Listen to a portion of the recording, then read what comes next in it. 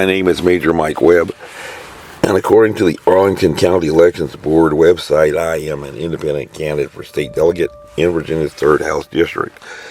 But with my poll qualifications still pending to be the only opponent against the pro-vaccine Arlington Democrat delegate Alfonso Lopez, who had been the popularly elected representative for the 49th House District since 2012.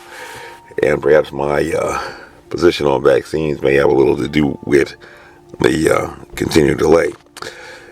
In the last video, we had begun by discussing a national debate regarding a recent peer-reviewed study by the Cleveland Clinic that had appeared to demonstrate waning efficacy for the bivalent boosters for the COVID-19 countermeasures, which had prompted a debate between multimillionaire Steve Kirsch and fact-checker Kate Yandel.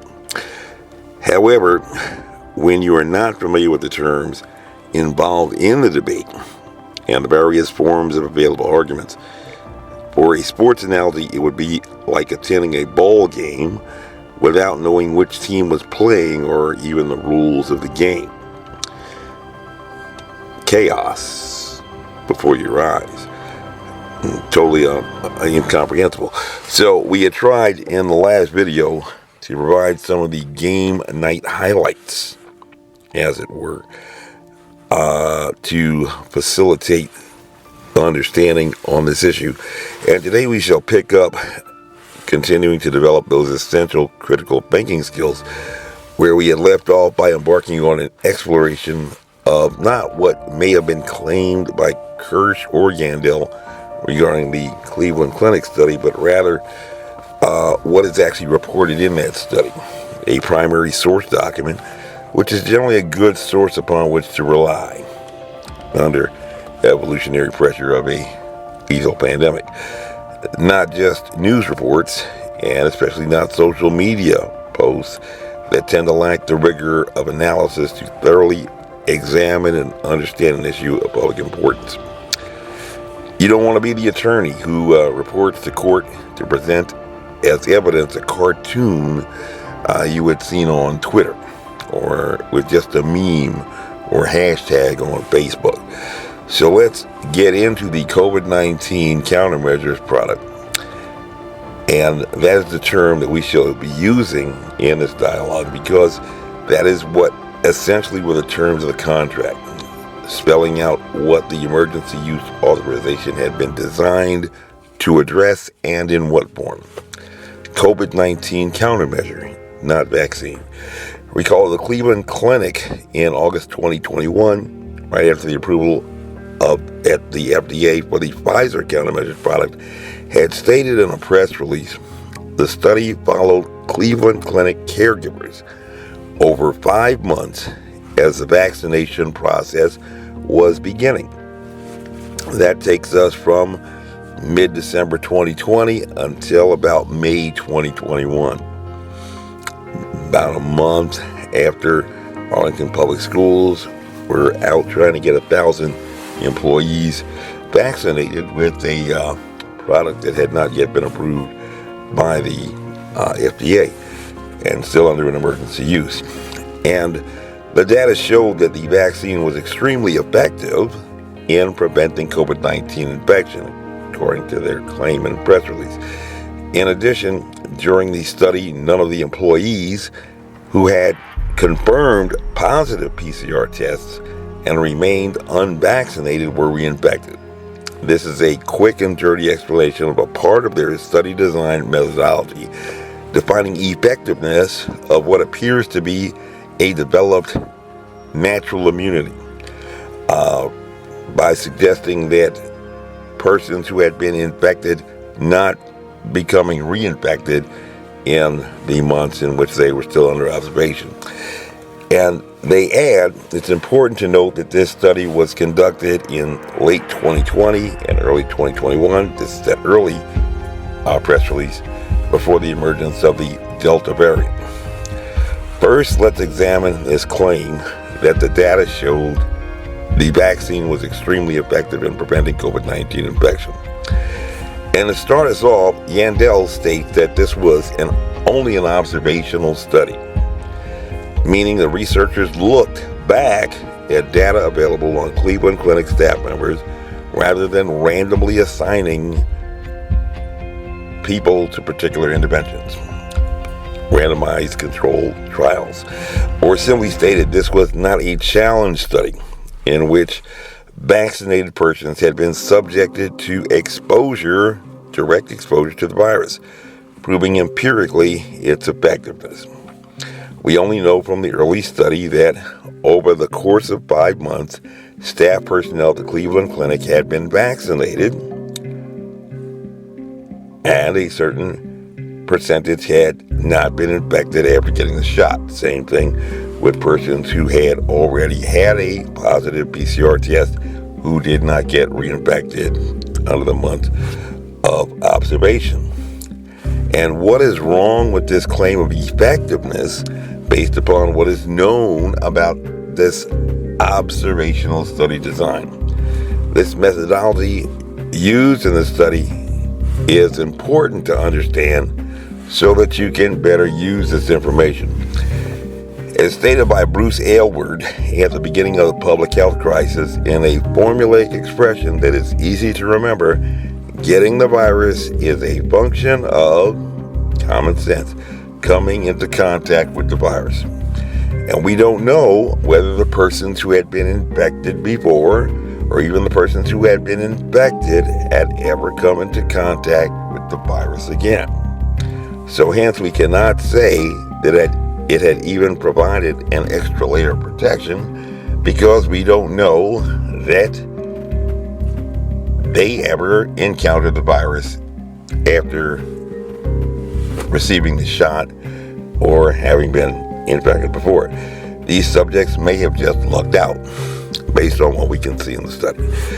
And to a clinical researcher, the term effective has a very specific meaning, which is quite distinct from that which is described as efficacious, terms you certainly heard during the pandemic, where efficacy, which is two components, stopping transmission of the virus and prevention of severe disease, is defined as a relative reduction in risk after vaccination, determined by randomized controlled trial, RCT, which is not present here because, as Ms. Yandel emphasized in her criticism of Mr. Kirsch's claims, this was only an observational study, not a randomized control trial, or RCT.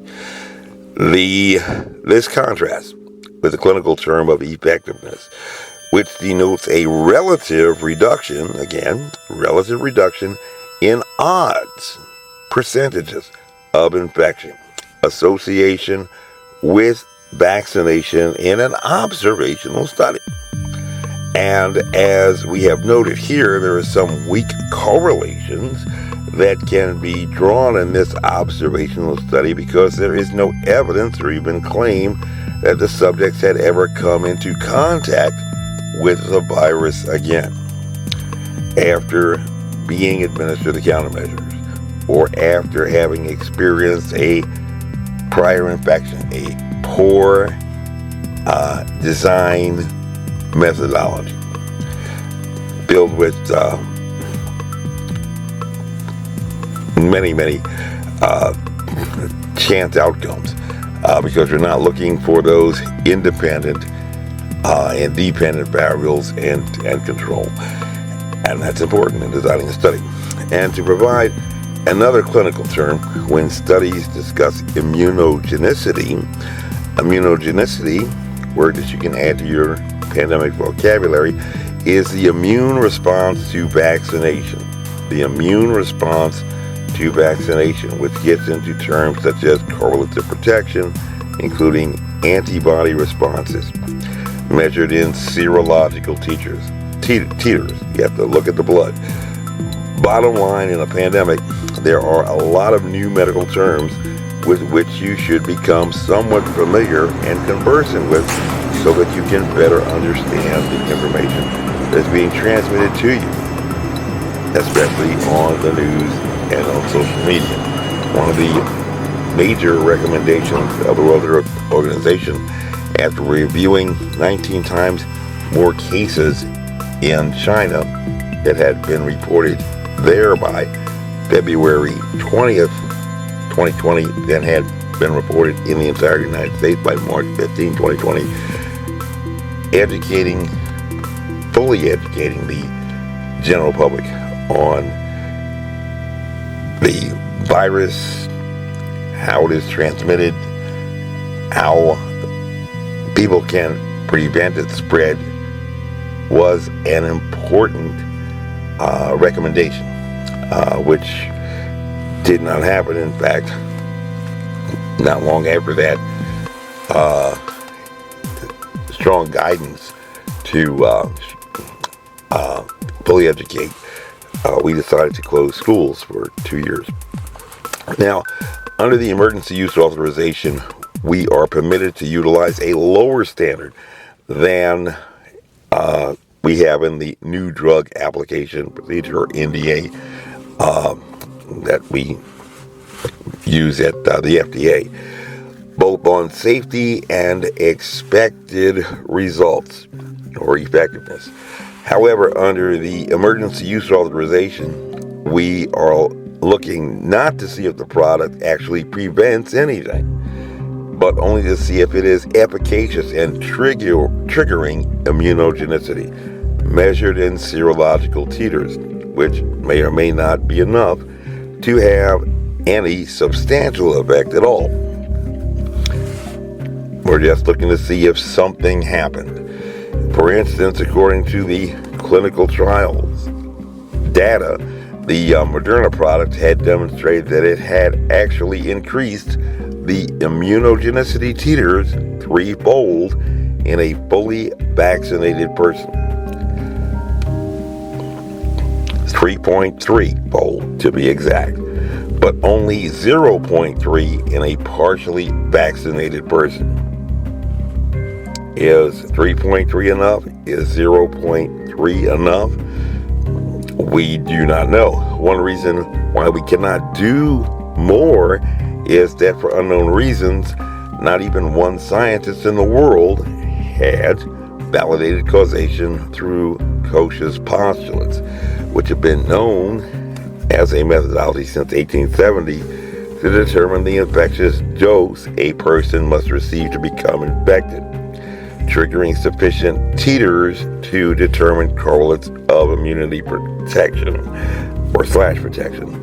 That immunogenicity that we had discussed before, kind of looking at a pickup game, one-on-one, or in the military when we're going into a force-on-force scenario. We're looking at a probably 3-to-1 ratio to defeat the enemy. And this is the kind of planning that you want to have going into your development of effective vaccines that did not occur.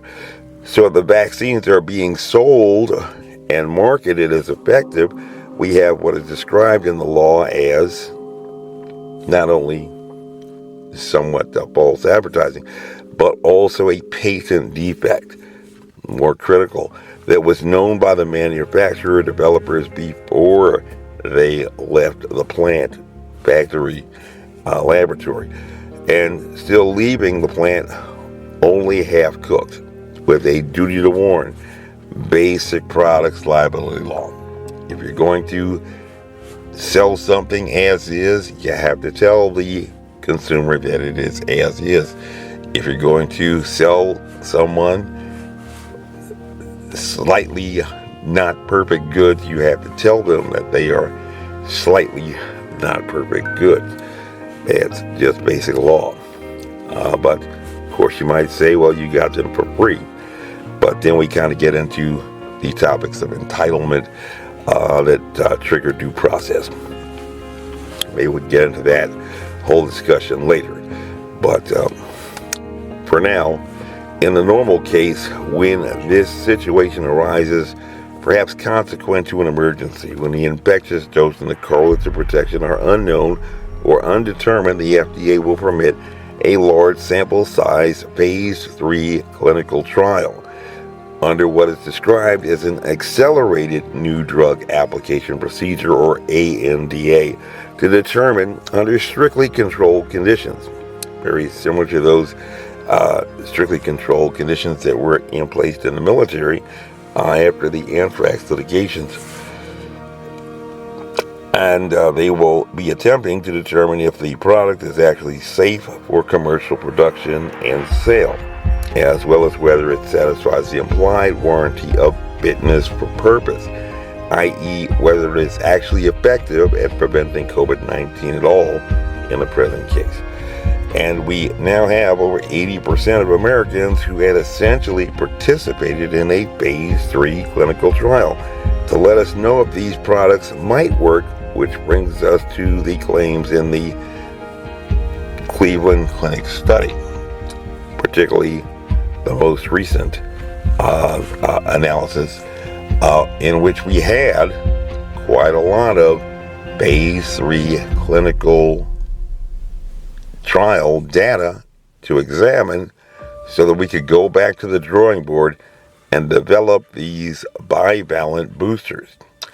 You, essentially, if you took the vaccine, were basically subjects that researchers could look at in an observational study to determine what tweaks had to be made to develop those bivalent boosters. As Steve Kirsch had shared with his followers on Substack, that study had claimed in a peer-reviewed study, finally approved in April 2023, that in multivariable analysis, the bivalent vaccinated state was associated with lower risk of COVID-19 during the BA4/5 dominant interval and the BQ dominant phases, which would be the introduction of the Omicron variant, but decreased risk was not found during the XBB dominant phase, the variant current or subvariant currently circulating in the U.S. and around the world. They had also found that the risk of COVID-19 also increased with time since the most recent prior COVID-19 episode and with the number of vaccine doses previously received, or what may be described as a waning efficacy, no longer evidencing prevention of serious outcomes or prevention of infection. And according to Steve Kirsch, who again is a graduate of MIT, but with degrees in electrical engineering and computer science, this is a victory because this was the opposite of what people were told. And because he claims that he was right all along, but would it not have been better, even more responsible as an adult, to have set upon a course to prevent adverse outcomes to others, beyond being told incorrect information? For instance, if it is known and knowable that the knowledge of infectious dose and correlates of protection are required to develop effective vaccines, rather than to offer to debate various figures or pay them sums of money in bets, like Robert Kennedy Jr., Joe Rogan, and Steve Kirsch have done, certainly increasing their own publicity, a reasonably calculated course would suggest legal action to enjoin such actions of others so as to prevent harms to others. It would not be unreasonable during a public health crisis, appears to me, in which over 6.1 million Americans had been hospitalized and during which over 1.1 million Americans had died, to suggest that being right is not enough from a perspective of some other imposed duty that arises from that. And during the pandemic declaration, we had an opportunity twice, first in July 2021 and later in November 2022, to attempt to enjoin Pfizer, Moderna, Janssen, the FDA, the NIAID, and CDC, and the courts from continuing to market and distribute products that had possessed a known patent defect, which were certainly matters that received no press attention. But apparently, for Mr. Kirsch and some others, it is sufficient to post a blog to state it's nuts to recommend the vaccine for anyone. However, recently in Time magazine, RFK Jr., with whom Mr. Kirsch had recently aligned to support his bid for the Democrat Party nomination, had come under attack by Edward Nirenberg, described as a vaccination advocate and science communicator focusing on vaccines and COVID-19, and Gavin Yamey, a physician and professor of global health and public policy at Duke University, where he directs the Center for Policy Impact and Global Health. According to these authors, Kennedy had made the false claim that COVID vaccines are the deadliest vaccines ever made.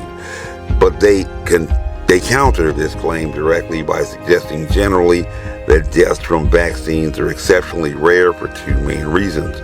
The first is that precautions are taken in who gets vaccinated. For example, the MMR vaccine is a live vaccine, so it is not given to people who are severely immunocompromised. The second is the stringent safety standards that must be met for any vaccine to ever reach the public. However, there is clearly a difference between the MMR vaccine, for which both the infectious dose and secondary attack rate for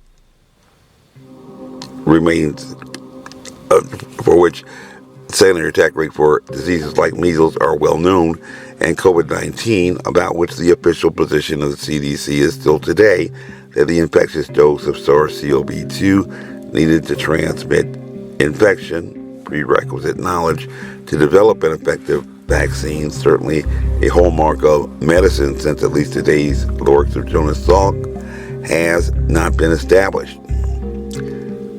Also, there was not a sweeping lockdown and mandate for vaccines when the MMR vaccine had been developed and made available. And rather than explaining why the CDC would provide an incident reporting system that would fail to contain usable information, they state matter-of-factly that anyone can report any event to be a ERS. A report of an event is not proof that the vaccine was the cause. Indeed, VAER's own disclaimer states VAERS reports may contain information that is incomplete, inaccurate, coincidental, or unverifiable. They claim that the Vaccine Safety Data Link, VSD, has access to medical records and can make detailed comparisons between vaccinated and unvaccinated individuals. They claim that evidence from these more robust systems has shown that COVID-19 vaccines are remarkably safe and that deaths from the vaccines are extremely rare, which also has been confirmed by studies outside the U.S. However, it remains a fact that since November of last year, DOD has refused to provide any response at all to my FOIA request seeking to determine the excess fatalities of uniformed members of the military, over 94% of whom had followed the order of General Austin, the Secretary of Defense, to get the shot, which had resulted in litigation that remains in the courts today since last December. Under the FOIA, no agency, not even the president, can refuse to provide any response at all. They claim that Kennedy's views on vaccination are as fringe and detached from reality as it is possible to be, and their dissemination among the public in any format directly harms us all. However, it appears that the answer is far more simple. Kennedy is a politician running for president, and that is what politicians do. And in the meanwhile, Americans continue to be infected, Americans continue to be hospitalized, Americans continue to contribute to the mounting fatalities attributed to this virus, about which another FOIA request is determined that the government cannot confirm or deny it owns, indicating that it had to have been developed in a laboratory, and Americans continue to be advised to take these products purportedly to prevent harm from something that the government owns, and which, at least by validated secondary attack rate, could neither have escaped from a laboratory nor zoonotically evolved, because a validated less than 5% secondary attack rate disease could only be deployed by metrics. And in February 2020, in a report that even its author had claimed that nobody had read, the World Health Organization had stated clearly, after a robust investigation of the outbreak in China, it is not clear whether this correlates with the presence of an infectious virus. They had told the world that the elderly were the most vulnerable to the disease, but also they had stated in February 2020 that there were guidelines to protect them without pharmacological intervention, and that information was simply ignored.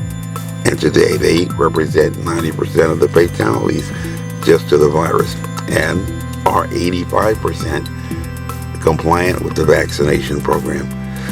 According to the Supreme Court, in a case decided in 1971, Monitor Patriot Company v. Roy, with regard to the First Amendment right to free speech, it can hardly be doubted that the constitutional guarantee has its fullest and most urgent application precisely to the conduct of campaigns for political office, while as observed in Doe v. Tangipahoa Parochial School Board, the loss of First Amendment freedoms for even a minimal period of time unquestionably constitutes irreparable injury. And under Buckley v. Vallejo, decided in 1976, a candidate's expenditure of his personal funds directly facilitates his own political speech. And unlike my putative opponent, mine is an entirely self-funded political campaign with no special interest control, which is good because most people with whom I have dealt over the years will tell you that I tell it like it is. And I even have one Army evaluation report as an officer from my radar as a lieutenant in Echelon Above Corps Strategic Counterintelligence, where under his comments regarding candor, he wrote that Mike tells me the truth even when I don't want to hear it. So under the umbrella of free speech, I will continue to talk about the safe and effective vaccines that are neither, which has been the subject of litigation I have brought to the courts, and a topic about which not even the Arlington Republican candidates are discussing in their campaigns.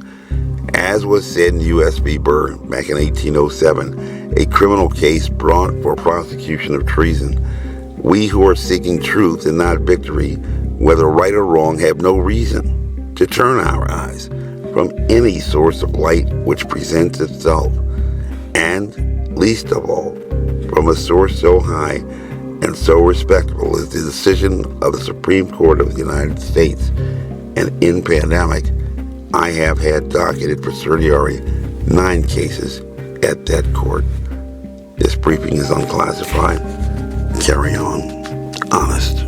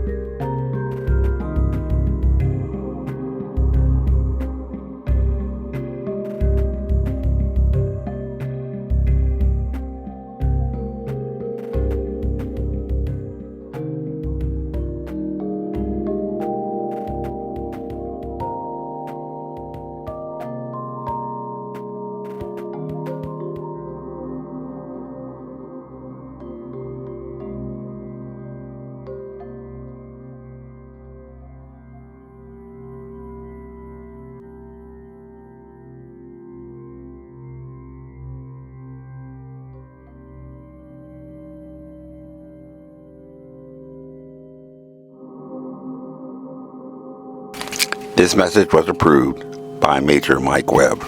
Honest.